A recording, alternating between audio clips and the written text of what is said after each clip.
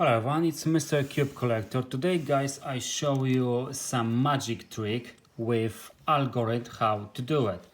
So basically we got unsolved cube and we just make solved cube. We got unsolved again and solve again.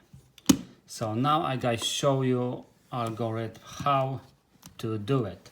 So we got solved cube and algorithm is U prime D L2 U B2 D2 B2 and D2 L F prime U D prime R U prime F2 L F prime and B prime.